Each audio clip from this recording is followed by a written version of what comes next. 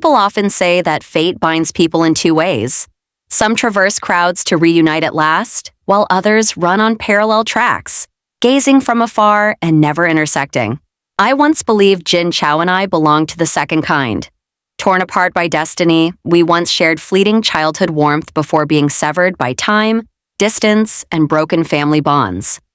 We traveled completely different life trajectories, growing up alone and drifting silently, parallel through every passing year, never meeting. Nominally siblings and once close family under the same roof, our hidden love, rooted in youthful companionship and restrained by taboos, endured years of separation and filled my entire youth with unspeakable tenderness and obsession. My childhood was a blend of Jiangnan's mild tenderness and the desolate cold of a broken family.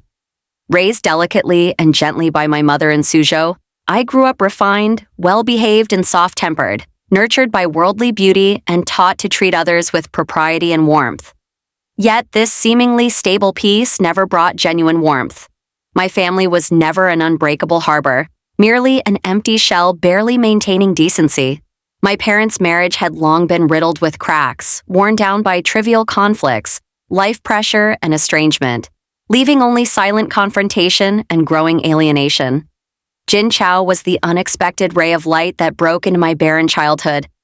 He was the son of my father's late friend, orphaned overnight by a sudden accident. Moved with compassion, my father took the young boy in and adopted him into the Jin family. 5 years older than me, he was thin, stern, and stubborn, carrying the inherent alienation and restraint of a dependent child. Quiet and reserved, never complaining or showing weakness, he grew like a tough weed in the corner of a wall, taking root cautiously in an unfamiliar home while digesting all fear and unease alone. The world regarded him as a lucky survivor, rescued from helpless loneliness. Yet only I saw the humility and pride buried deep in his bones. He never took favors for granted, never troubled others, never indulged in preferential treatment. Even relying on others' shelter, he kept his spine straight and his integrity intact. Young and ignorant of worldly sophistication, I only knew this cold, quiet elder brother always protected me silently. He would give me all the delicious food, stand up for me when I was wronged, search patiently for me when I got lost, and reserve all his tenderness exclusively for my childish, immature self. Those 3 brief years of daily companionship were the hottest, purest, and most irreplaceable memories of my childhood. Free from worldly prejudice, identity shackles, and future estrangement, we were closest family and most reliable companions, warming each other in our broken home. I clung to him, relied on him, and trusted him entirely, offering all my childish sincerity and innocence to this stubborn, quiet teenager. Cold and distant to others, he reserved all his softness for me, tolerating my willfulness, spoiling my naivety and shielding me from trivial life storms with his youthful, slender shoulders. I once naively believed such companionship would last forever, that he would always be my protective elder brother and I his favored younger sister, dwelling in gentle, peaceful days year after year. Yet destiny never favors ordinary perfection. Every fleeting beauty bears the price of separation in advance.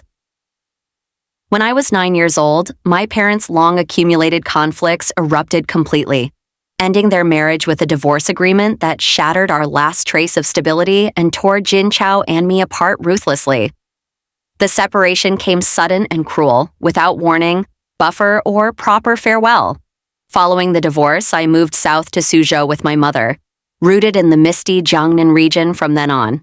My father took Jin Chao north to a desolate small town in northern China. One train ride, one distant journey, one parting, we were separated by mountains and rivers from that day forward. The gentle, misty rain of Jiangnan could never reach the northern Loess town, nor could the harsh northern wind blow into the southern bluestone alleys. We stepped onto entirely opposite life tracks, running parallel, drifting alone and apart for years without meeting. The years after parting were long, silent watches from afar. Too young to understand that parting meant long-term separation, I constantly looked back at empty rooms, searched for his cold figure, and missed the teenager who had guarded me silently. Nurtured gently in the South, I grew into a mild, exquisite, and sensible young girl, learning propriety, emotional restraint, and independent stability. My days were warm and peaceful, yet perpetually lacking a trace of burning warmth. That emptiness has been filled by thoughts of Jin Chao ever since we parted, lingering unceasingly through every year. I knew his life in the north was far harder than mine. His dependent status never truly improved. He endured his father's depressed silence after frustration, the barren dullness of small-town life, and the loneliness and embarrassment of having no one to rely on. Orphaned young, living in alienation, and displaced by geography, his life knew no gentle smoothness, only thorns, restraint, and persistent endurance. While I was sheltered and peaceful in the South, he struggled step by step and bore hardships alone. Our life trajectories diverged completely after the divorce. Warm versus cold, smooth versus rugged, tender versus resolute. Two parallel tracks never meant to intersect. As years passed, all daily contact ceased, leaving only occasional polite greetings during festivals, distant and measured, like true siblings strictly abiding by boundaries, unfamiliar and reserved. Everyone assumed years of separation had faded youthful affection, and we had long moved on and forgotten the past. Yet only I knew my hidden love rooted in youthful companionship never faded or stopped growing. It lingered through every day of my growth, hidden in restrained longing and unspoken expectations, evolving from childish ignorance to deep-seated obsession. I gradually distinguished reliance from infatuation, understanding the secret affection concealed beneath familial bond. My feelings for him were never mere sibling affection, but love born from daily companionship in youth, persistent longing across distance, and stubborn devotion despite knowing worldly taboos and identity restraints. I clearly saw the insurmountable gaps between us: nominal sibling status, worldly prejudice, years of geographical separation, distinct growth trajectories, and finalized parallel life paths. These shackles bound my heart tightly, forcing me to hide my emotions, restrain my obsession, and never cross the line. I learned to be sensible and restrained, masking my true feelings and playing the role of a well-behaved, measured, and relieved younger sister in front of others. I abided by worldly definitions and identity boundaries, maintaining distant and polite interactions, pretending time had diluted all obsession, and I had long let go of youthful preference. Yet only in silent nights did I dare face my true heart, admitting I had never forgotten, never relieved, and never stopped missing the teenager who grew up in that northern town. Our long-awaited reunion in adulthood was an unexpected gift from fate and a restart to my lifelong obsession. Years apart, we shed youthful greenness and matured into completely different people. Retained and nurtured by Jiangnan's tenderness, I remained mild, delicate, and calm, with warmth and peace in my eyes. Jin Chao, however, transformed entirely from his thin, restrained teenage self into a tall, stern, and steady man. Northern wind and frost polished his youth, settled his sharpness, and endowed him with resolute, decisive aura. Tempered by worldly hardships and human warmth and coldness, he bore the marks of years, yet grew into an independent, unyielding, and powerful adult. Our reunion began with restraint and estrangement. Years of separation, identity shackles, and worldly concerns kept our interactions measured and unfamiliar.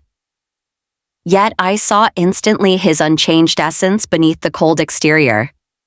He remained the same tender, sincere, and soft-hearted person, still guarding me silently, favoring me secretly, and caring for me restrainedly. Only years of hardship taught him to disguise, restrain, and hide his deep affection and tenderness more deeply, no longer revealing emotions or vulnerability easily. I gradually realized I was not the only one holding persistent longing through the years. His estrangement was never indifference, his distance never apathy, his reserve never relief, but the deepest and most helpless affection of adulthood. More sober and rational than I, he understood far better the worldly shackles, identity taboos, and parallel track distance separating us. Knowing our lives were destined to run parallel and never converge, he chose deliberate alienation and restraint, maintaining decent distance to guard his hidden deepest love. Fearing worldly criticism and harm to my peaceful life, he endured longing, obsession, and regret alone, silently watching me grow steadily and live safely. The world regarded us as siblings bound by kinship, obligated to abide by duty and limit affection to family bond. No one knew our youthful love had long transcended kinship to become a lifelong obsession for each other. We were each other's exception and exclusive preference, the only destined convergence in our parallel lives. Everyone saw our restraint and distance.